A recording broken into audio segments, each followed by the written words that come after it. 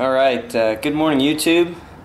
It's about 10:30 and I'm out here in the garage. I'm just going to try my hand at making one of these YouTube videos. What I'm going to do here, I've got this old fire suppression tank out of a pharmacy that we took apart in town. And as you can see here, I went ahead and shot it just to let all the pressure off of it. That was pretty cool. And now I'm just going to cut it up, and I think I'm going to try and make it into a mailbox. It's kind of indestructible. We've got a lot of people around here that like to smash them, so this is kind of going to be their worst nightmare. I wasn't sure I was going to make a video of this until now. I'm just going to give it a shot. So I kind of already got a start on it. I used the cut-off saw, and I've cut this into pieces with the top off already. And then there's this section here, which I'm going to use for my mailbox. And I started to clean that up with a grinder, flap disc, so see how that goes. I've got my Hobart TR250 there. I think that's what I'm going to use. I've also got a MIG welder, but that's really no fun. So I'm going to probably run some 7018s on that, and we'll see what happens. Alrighty, I've got the thing set up here ready to welding, so I cleaned up with the grinder. I went ahead and clamped it, so that way it doesn't warp while I'm welding it. I think we're going to go ahead and use the 3/32 7018 electrodes on this. 7018s are just kind of a favorite of mine.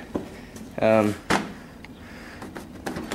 I have is 3/32 with me right now, which should do alright. This material's really not all that thick. It'll just be a matter of getting the machine set up right and getting them running pretty smooth, which we shouldn't have too much problem with. And I'm going to attempt to set this camera somewhere where it doesn't catch on fire, but yet we get some action. So I think I'm going to set it over here, and we'll see what happens.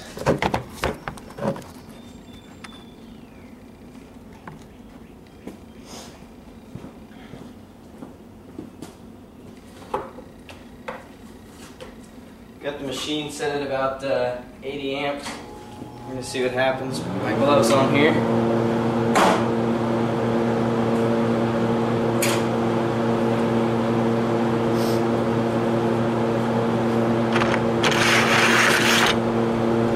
Alright, got a nice breeze blowing through here. Terrible for me, but for this it'll work good. Keep that smoke cleared out.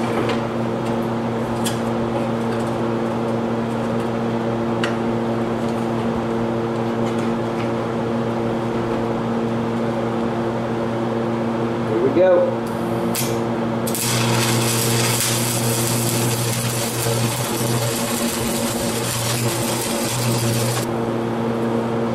Alright, looks like we might have the machine turned up just a little bit too much. Knock it back a couple amps. The material's really not very thick at all. And we'll go ahead and see what kind of action we got going there.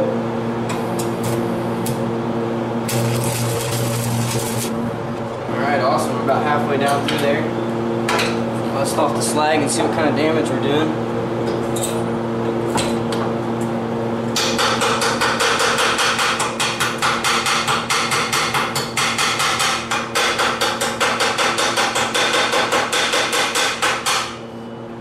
Alright, definitely not my best speed. I think I got the heat a little high yet. That's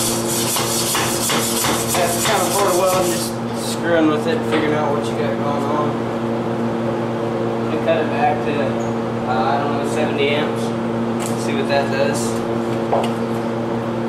Kind of got a little burn through hole right here, which is not always a bad thing, you know, kind of redepositing that metal, but I'd rather do without it, so.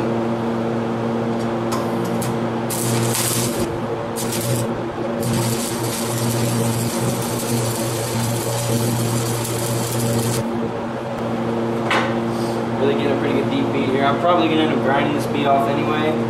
This cut is kind of one I didn't really intend to make because I wasn't sure what I was going to do with this thing yet. So.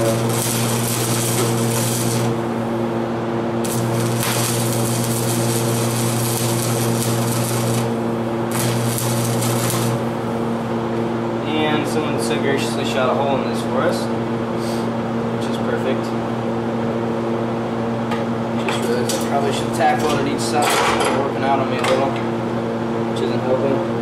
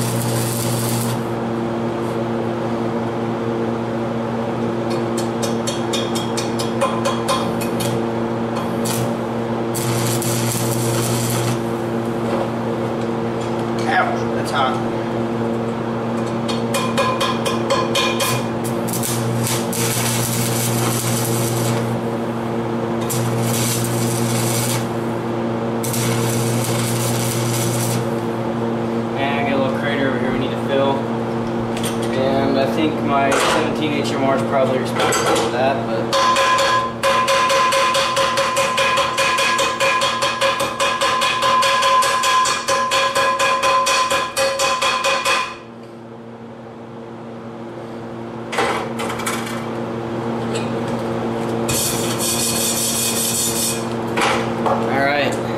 got her welded pretty close. Go ahead and lay that bead on there. I think I'm just going to grind her down. I'm sure most of you YouTube viewers know what grinding's all about, so I'm going to shut the camera off and we'll be back in a few. Alright, I fashioned this little patch and welded on there. Wasn't sure exactly how that was going to work out, just because it's an arc welder and they're not very good at filling gaps, but it seems to have worked out alright. And just because I love to weld, I'm going to go ahead and fill in that inside circle with a little bit of weld. I'll go ahead and leave the camera running for that one.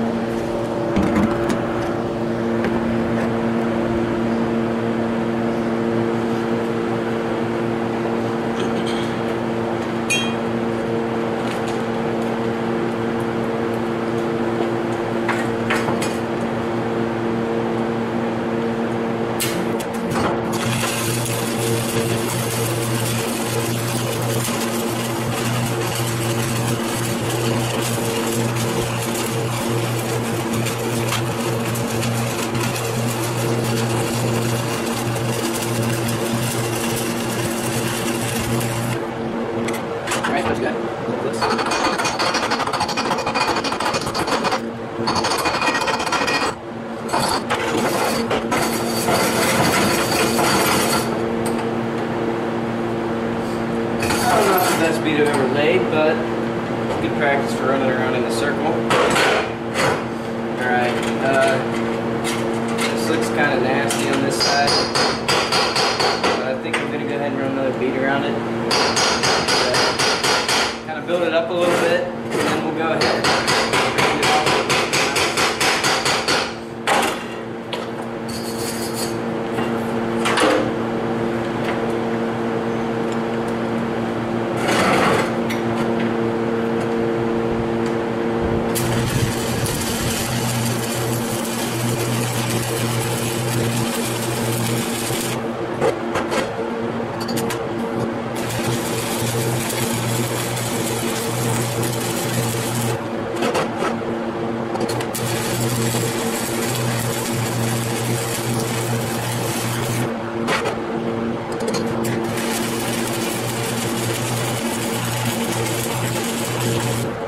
That's bound to look better.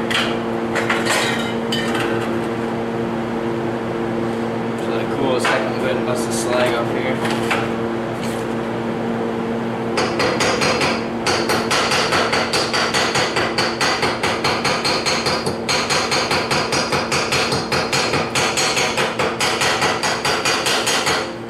Definitely, that's more what we're after there.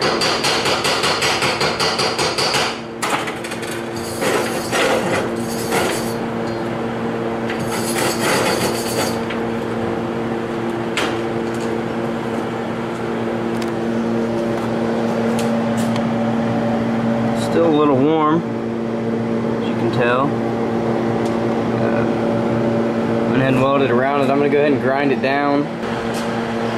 Alrighty guys, I got this top all ground up, ready to weld. I went ahead and put this on there. Got that nice cap, got that all ground off, so get that hole filled in. I'm going to go ahead and run a bead around there. I've got 3 minutes left on my camera though, so I'm just going to shut this off and I'll show you the product when I'm done.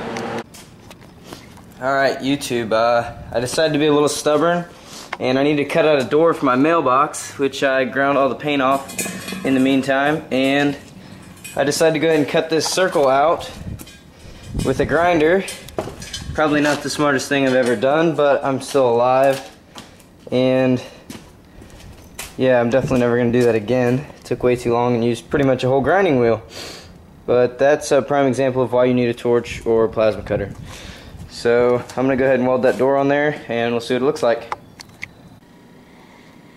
Alright YouTube, got the mailbox almost completely finished, minus a paint job, and I need to put some stops on here just to keep this flag from going down and, you know, whenever it's in the resting position.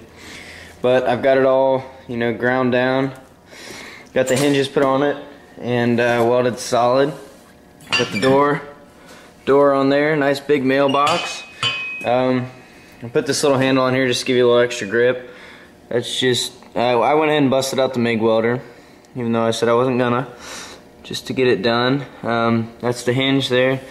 And then on the bottom side, in order for it to sit over a 2x6 so they can be attached, I went ahead and made this this mounting bracket here. As you can see, I just took some angle iron and a little bit of flat stock and welded that to the bottom. Really all I have left to do on that is drill some holes in the sides so that it can hold a bolt or lag screw or something to that nature, and then that can be lagged down and you will have one complete thug/teenage proof, baseball bat proof mailbox. I don't know, I was gonna do a little destructive testing on it, but I think I'll pass. I'm probably gonna get a magnet closer or something just to hold this door shut, but for the most part I'm happy with the way it turned out. Looks pretty good. So there we go.